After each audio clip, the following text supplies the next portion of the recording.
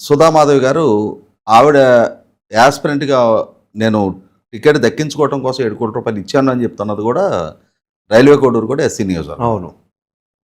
ఈ 2 నియోజకవర్గాల్లో పోటీ చేయటం కోసం తెలుగుదేశం పార్టీ అభ్యర్థిత్వం ఖరారు కోసమే రూ. 1,00,00,000 ఖర్చు పెట్టామని చెప్తున్నారు. హ్మ్. మరి టికెట్ ఖరారుకే రూ. 1,00,00,000 ఖర్చు పెట్టగలిగితే మరి అసలు ఎన్నికలకి ఎన్ని కోట్ల రూపాయలు ఖర్చు పెట్టాలి? రైట్. మరి అన్ని కోట్ల రూపాయల ఖర్చు పెట్టడానికి కావాల్సిన ఆర్థిక స్తోమత వీళ్ళకుందా? హ్మ్. ఉంటే వాళ్ళ ఐటీ రిటర్న్స్ అఫిడవిట్లో వాళ్ళ ఆస్తుల వివరాలు మెన్షన్ చేస్తారు కదా. అవును. చెయ్యాలి. వాళ్ళ ఇన్కమ్ సోర్సు అసెట్స్ ఎంత ఉన్నాయి మొత్తం అన్ని కూడా లేదు అని అంటే ఇవాళ ఇన్కమ్ ట్యాక్స్ చెల్లించకుండా కోట్లాది రూపాయల నల్ల డబ్బు వీళ్ళు హోల్డ్ చేస్తున్నారా? మరి అది పెద్ద నేరమే కదా. అవును.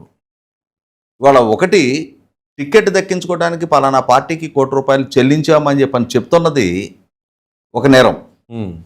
చెల్లిస్తే ఎవరికి చెల్లించాలి? డైరెక్ట్గా పార్టీ పార్టీకే అధ్యక్షులకో, చెల్లించాలి. పార్టీ అవును. ట్రెషరర్కో, అవును. పార్టీ ప్రధాన కార్యదర్శికో ఎవరికైనా చెల్లిస్తే అవును.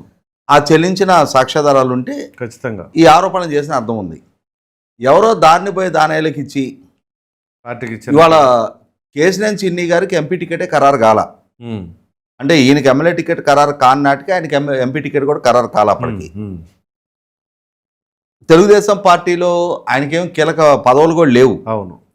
మరి లేని వ్యక్తికి టికెట్ ఇప్పించగలుగుతారు అని చెప్పని రూ. 1,00,00,000 ఇచ్చిన శ్రీనివాస్ గారైనా అంటే ఇచ్చానని చెప్పని ఆయన చెప్తున్నారు కాబట్టి. అవును. ఇవాళ సుధామాధవ్ గారు చెప్తున్నట్టుగా సతీష్ వేమన ఆయన అమెరికాలో ఉంటాడు, ఎన్ఆర్ఐ, తానా ప్రెసిడెంటు, తెలుగుదేశం పార్టీలో కార్యదర్శి హోదాలో ఒక పదవి ఉంది ఆయనకి. ఓకే. అంతకు మించి ఆయన ఏమి ఇక్కడ పాలిట్ బ్యూరో మెంబరు, టికెట్లని ఖరారు చేయించగలిగే అంతటి పరపతి హోదా ఉన్న వ్యక్తి కూడా కాదు. ఓకే.